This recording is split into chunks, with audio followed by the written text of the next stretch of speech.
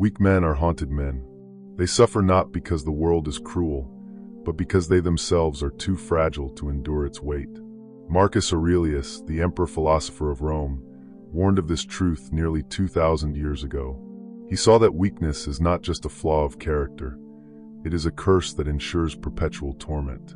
A man who cannot govern himself will always be governed by others. A man who cannot command his own mind will be a slave to circumstance. And a man who avoids struggle will find struggle hunting him in ways far darker than he imagined. We live in an age where men are taught to seek comfort, to numb themselves, to collapse into distraction when life presses against them. Yet Aurelius' voice echoes from the dust of history, whispering a brutal reminder: the weak will always suffer. They will suffer betrayal because weakness invites exploitation. They will suffer rejection because weakness repels respect. They will suffer despair because weakness blinds them to meaning. The truth is unsettling because it points directly at you. Look at the moments you felt crushed by anxiety, humiliated by failure, paralyzed by fear. In every case, it was weakness that deepened the wound. And until you confront this reality, your suffering will not only continue, it will grow. This is not a message of despair, but of liberation. For Marcus Aurelius, suffering was not inevitable. It was the consequence of refusing strength. The man who chooses resilience, discipline, and inner mastery may still face pain, but he will not be destroyed by it. The weak man, however, is doomed to suffer endlessly. Marcus Aurelius was not a philosopher hidden away in some quiet library, nor a cloistered teacher far removed from the chaos of life. He was a man who carried the weight of an empire on his shoulders. Born into privilege, raised in the heart of Rome, he could have surrendered to luxury, to ease, to the temptations that devoured so many rulers before him. Yet Marcus chose a different path. He became the philosopher king, the last of what history calls the 5 good emperors, and his reign was forged in fire. He ruled during plague, famine, and war. He commanded armies at the borders of Rome, slept in tents drenched by rain, and made decisions that meant life or death for thousands. He buried children, lost loved ones, and felt the loneliness that only a man at the top of the world can truly know. And through it all, he wrote. In the quiet moments of night, between battles, he filled the pages of a private journal we now call Meditations. Not a book for the world, but notes to himself, reminders, corrections, warnings. They were not the musings of a detached academic, but the raw survival manual of a man fighting both the outer world and his inner storms. It is in these writings that we hear his most haunting truth, that weak men will always suffer. Because Marcus had seen it. He had witnessed rulers undone by indulgence, soldiers crushed by fear, and citizens ruined by their inability to withstand hardship. Weakness, to him, was not merely an absence of strength. It was a poison that infected every corner of life. And here is why his words matter now, perhaps more than ever. We no longer live in Rome, but the empire of comfort that surrounds us today has created its own plague. Men unable to carry the weight of existence. Men collapsing under criticism, drowning in distractions, destroyed by rejection, suffocated by their own ungoverned emotions. Marcus' voice cuts through centuries with a brutal warning. The man who refuses to grow strong will be condemned to endless suffering. But he also offers something more, a path forward. His life proves that philosophy is not theory. It is weapon and shield, a means of survival in a hostile world. And if a man as burdened as Marcus could hold himself together, then what excuse does any of us truly have? When Marcus Aurelius warned that weak men will always suffer, he was not speaking about physical weakness alone. His empire was filled with gladiators, soldiers, and men with bodies hardened by war, yet many of them still crumbled under the weight of life. What Marcus saw was deeper. Weakness, for him, was the failure of the mind and the soul to govern itself. And when that fails, everything else collapses. At the core of his philosophy is a single demand: master yourself, or you will be mastered by the world. The universe is indifferent. Fortune turns without warning. Pain, loss, betrayal. These are not accidents, they are guarantees. The weak man is destroyed by this because he expects life to be fair, gentle, or merciful. The strong man suffers too, but he suffers on his own terms. He does not beg fate for relief. He endures, and in that endurance, he is free. Marcus looked at suffering the way a physician looks at illness. To him, Pain was not a cosmic punishment, it was the natural result of weakness. If your body is frail, disease will tear it apart. If your mind is undisciplined, fear will rule it. If your soul is unsteady, desire and anger will chain you. Weakness is an open wound that the world will always find and press its finger into. Imagine a Roman soldier standing on the northern frontier, shivering in the freezing winds of Germania. The strong soldier feels the same cold, the same hunger, but he does not collapse. He steadies his breath, sets his mind, and carries his shield. The weak soldier whimpers, curses his fate, and becomes a liability to everyone around him. Both men face the same storm, but one suffers as a victim, while the other transforms suffering into fuel. Marcus knew this difference determined not just survival in war, but survival in life itself. He had seen rulers enslaved by luxury, emperors who could command armies but could not command their appetites. Men like Commodus, his own son, who inherited the throne yet squandered it in debauchery. Aurelius understood that this kind of weakness was worse than death, because it poisoned not only the man, but everyone under his influence. A weak emperor brings suffering to millions. A weak father spreads suffering to his children. A weak man, even in private, infects everything around him with the disease of his own collapse. This is why Marcus constantly reminded himself to expect hardship. He wrote, "You have power over your mind, not outside events. Realize this, and you will find strength." Here is the brutal honesty. Life does not care about your complaints. The plague that ravaged Rome did not spare the innocent. The wars he fought did not pause because men begged the gods for mercy. Marcus knew that reality is merciless. And so the only way to face it is to become merciless with yourself, to cut out weakness before it condemns you. Think of a modern man who spends his days drowning in anxiety. His weakness is not a lack of intelligence, but a lack of discipline over his own thoughts. Every insult burns him. Every rejection lingers. Every setback becomes proof that life is against him. He spirals because he believes he has no control. Marcus would call this man enslaved, not by chains, but by his own mind. His suffering is not coming from the world. It is coming from his refusal to master himself. Marcus' philosophy was stoicism, but not in the sterile way many repeat it today. His stoicism was bloody, raw, tested against real loss. It demanded courage in the face of inevitable suffering. He did not teach men to be emotionless statues, but to be unshaken by the inevitable. The weak man drowns in pain because he believes he should be spared from it. The strong man accepts pain as part of the bargain of living. He does not ask, "Why me?" He says, "Why not me?" Weak men suffer endlessly because they run from suffering. They numb themselves with pleasure, and in doing so become even weaker. They avoid conflict, and in doing so invite humiliation. They chase comfort, and in doing so guarantee their destruction the moment life strips it away. Strength is not the absence of pain, it is the refusal to be broken by it. Marcus embodied this, and he demanded it of himself every day, because he knew the alternative was far worse. Consider one of his meditations. If you are pained by external things, it is not they that disturb you, but your own judgment of them. And it is in your power to wipe out that judgment now. This is the essence of his warning. Weak men hand over their judgment to the world. They let insults, losses, and fears dictate their inner state. They are tossed like leaves in the wind, suffering not because the storm is stronger than them, but because they refuse to plant their roots. To Marcus, strength was not optional. It was the dividing line between those who lived as free men and those who lived as perpetual slaves. Not slaves in chains, but slaves to desire, to fear, to comfort, to other people's opinions. Weakness condemns a man to slavery of the worst kind, the slavery of his own ungoverned mind. And so the verdict is final. Weak men will always suffer, because weakness itself is suffering. In the end, Marcus Aurelius' message is simple but terrifying. Suffering is not random, it is deserved. Not in a moral sense, but in a natural one. Just as fire consumes the fragile and spares the tempered steel, life consumes the weak and honors the strong. This is not cruelty, it is law. And the man who ignores this law will live in torment, wondering why life has betrayed him, never realizing that he betrayed himself first. To understand Marcus Aurelius' warning in our time, you must strip away the marble statues, the faded scrolls, and the dust of history.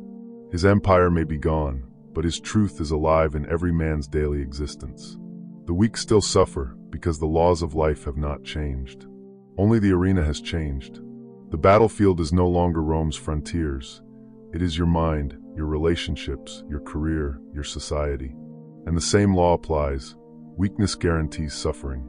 Think of relationships first, because this is where weakness shows itself with ruthless clarity. A man who is needy, insecure, desperate for validation, will always suffer in love. Women may comfort him briefly, but deep down they recoil from dependence. Marcus understood this, though he never spoke of it in the modern language of dating advice. He simply knew that weakness repels respect. A man who begs for affection will be denied it. A man who clings will be abandoned. A man who cannot stand alone will be left alone. Strength is what draws others near, not the promise of ease, but the assurance of stability. And yet, look around. How many men crumble after a breakup, lose themselves when a woman withdraws, or spiral into bitterness because their love was not returned. Their suffering feels cosmic, as if the universe has cursed them. But Marcus would tell them the truth. You suffer because you placed your happiness in another's hands. You built your foundation on sand. Weakness, not fate, condemned you. The same is true in society. A weak man is easy prey. In Rome, weakness meant being exploited by corrupt officials or trampled by stronger rivals. Today, weakness means being manipulated by corporations, governments, and media that thrive on your inability to govern yourself. If you cannot control your appetite, endless industries will profit from your cravings. If you cannot control your attention, algorithms will enslave your focus.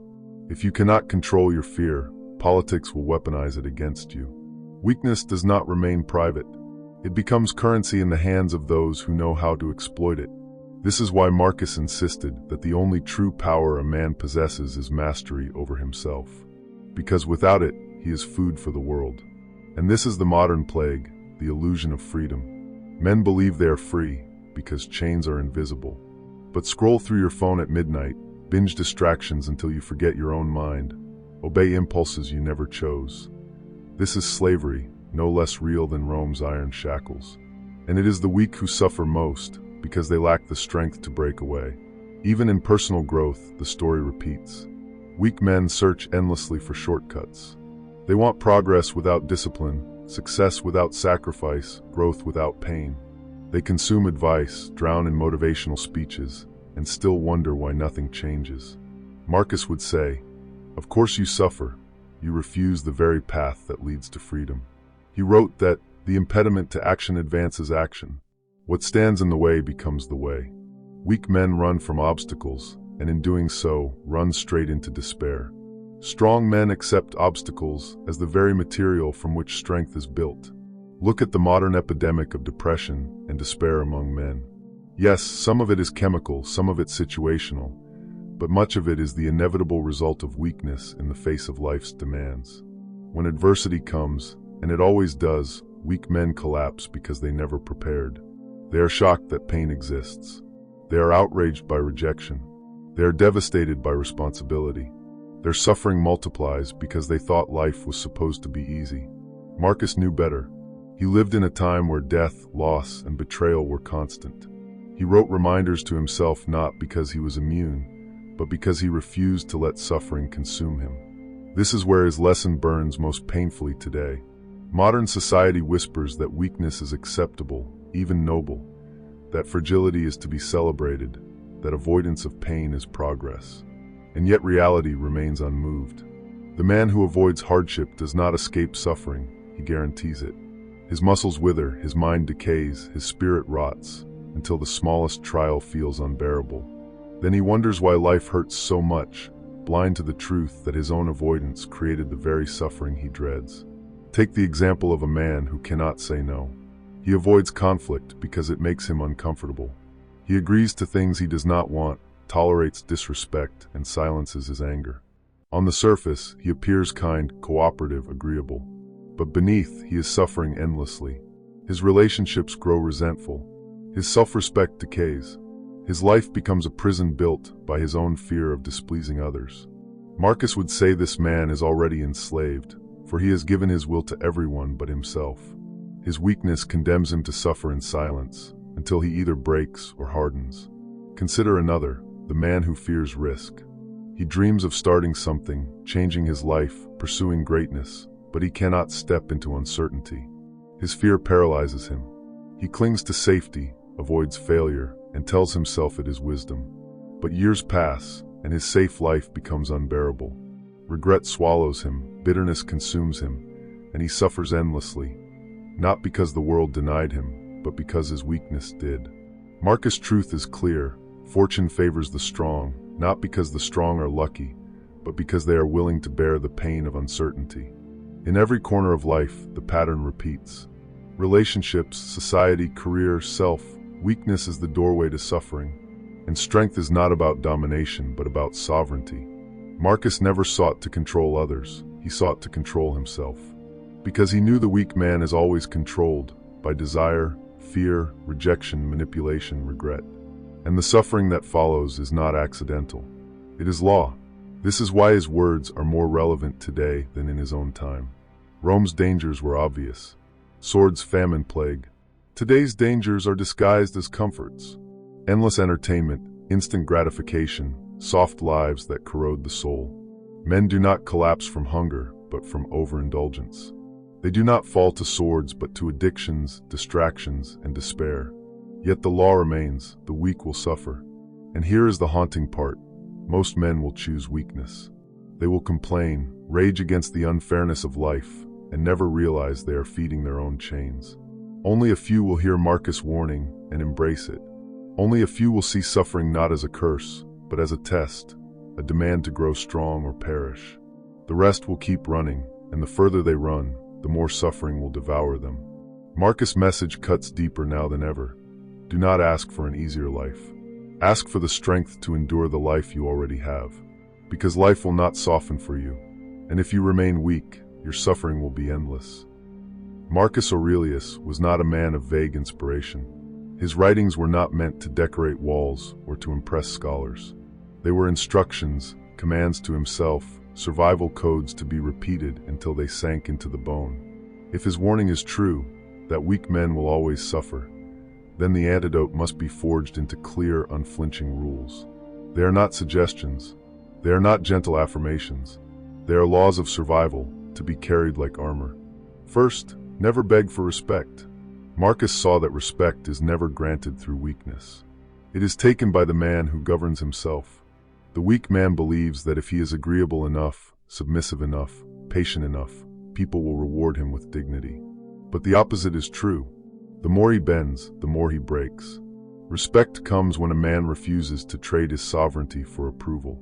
If you must beg for it, it is already gone. Second, do not chase comfort.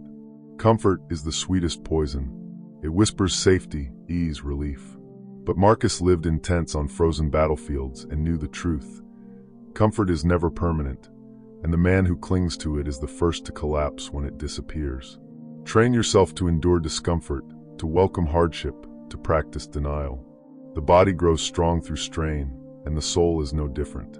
What feels like suffering now becomes strength later. Third, master your thoughts, or they will master you. Marcus returned again and again to the power of judgment. The world may wound you, but it is your interpretation that determines whether you fall. Weak men hand over their minds to the insults of others, to the chaos of circumstance. Strong men seize control of interpretation. They refuse to let their inner fortress be invaded by every passing shadow. Your mind is your kingdom. Guard it, or it will be ruled by anyone who dares step inside. Fourth, accept suffering without resentment. Weak men cry, "Why me?" They see pain as injustice, as a cosmic betrayal. Marcus refused this illusion. He reminded himself that death, loss, and pain are the natural elements of life. To curse them is to curse reality itself. Strength comes not from avoiding pain, but from embracing it as the very path that forges you. What stands in the way becomes the way. Fifth, do not trade your soul for desire. Many of Marcus' meditations warn against lust, greed, and the endless hunger for more. Weak men are consumed by appetite, more wealth, more pleasure, more recognition. And yet their suffering only deepens, because appetite is never satisfied. The strong man disciplines desire. He enjoys what he has, denies what he does not need, and remains unbroken when pleasures fade. A man ruled by appetite is a slave, no matter how high he climbs. Sixth, confront fear directly. Fear is the most ancient master of men. Weak men retreat, and their world grows smaller every time. The strong man steps forward, even trembling, and each step enlarges his kingdom. Marcus did not tell himself to wait until courage appeared. He commanded himself to act, to meet fear head-on. For every fear avoided is a chain added, and every fear faced is a chain shattered. Seventh, never surrender your time. Marcus knew his reign was brief, his death inevitable. He wrote often about the shortness of life, and how wasting time was the ultimate weakness. Weak men drown in distraction, postpone action, and live as if eternity were guaranteed. Strong men treat time as sacred. They cut away what is trivial. They refuse to squander their lives on things that make them smaller. Weakness wastes life, strength redeems it. Finally, build yourself to withstand solitude. Weak men fear being alone. They seek constant noise, attention, and approval. Marcus, even as emperor, practiced solitude, writing to himself, testing his own mind. He knew that the man who cannot stand alone will always be broken when abandoned. Strength is the ability to remain unshaken in silence, to be your own company, to walk through darkness without clinging. These lessons are not abstract. They are commands carved into the flesh of reality. Each one is a defense against suffering. For the weak man ignores them and pays the price in endless torment, while the strong man lives by them and finds liberation even in hardship. The truth Marcus Aurelius left us is merciless, but also merciful. Weak men will always suffer, but weakness itself is a choice. It is cultivated through avoidance, through indulgence, through surrender. Strength, too, is a choice forged through discipline, through endurance, through mastery. No man can escape suffering, but every man can decide whether suffering becomes his chains or his weapon. Remember this: the laws Marcus lived by were not for philosophers in marble halls. They were for warriors, emperors, fathers, men surrounded by death and betrayal. They are for you, and if you dare to live them, you will discover the same truth Marcus did, that strength is not just survival, it is freedom. Marcus Aurelius knew something most men will never admit. Weakness is not an inconvenience. It is a death sentence stretched out over a lifetime. The weak man suffers in love, in society, in his own mind, and he calls it bad luck. But it is not luck, it is law. A law as old as fire, as unchanging as stone. Weak men will always suffer, because life spares no one, and only the strong can endure its weight. Picture Marcus, alone in his tent at night, the empire pressing down on his shoulders. His armies exhausted, plague sweeping through his cities, betrayal whispering in the Senate, the certainty of death surrounding him. And yet, in the midst of this, he writes not of despair but of strength. He reminds himself that his mind is his fortress, that pain is his teacher, that weakness is the only true enemy. The most powerful man in the world, stripped to the core, reminding himself of the same truth that applies to you and me. No man escapes suffering, but the weak man drowns in it, while the strong man transcends it. Our world has changed, but the verdict has not. You can hide in comfort, but comfort will betray you. You can cling to others, but they will not carry your soul. You can curse fate, but fate does not listen. The only path is the one Marcus walked, strength through mastery of self, discipline instead of indulgence, acceptance instead of resentment, courage instead of retreat. Hear his warning as it was meant to be heard, not as poetry but as survival. Weak men will always suffer, and if you remain weak, your suffering will grow until it consumes everything you love. But if you choose strength, if you govern your mind, harden your spirit, and embrace the trials before you, then suffering becomes something else. It becomes your forge. It becomes the fire that shapes you into iron. Marcus Aurelius did not promise relief. He promised reality. And in that reality, you are faced with one choice: remain weak and suffer endlessly, or grow strong and walk through suffering as though it were nothing more than the air you breathe. The decision is yours.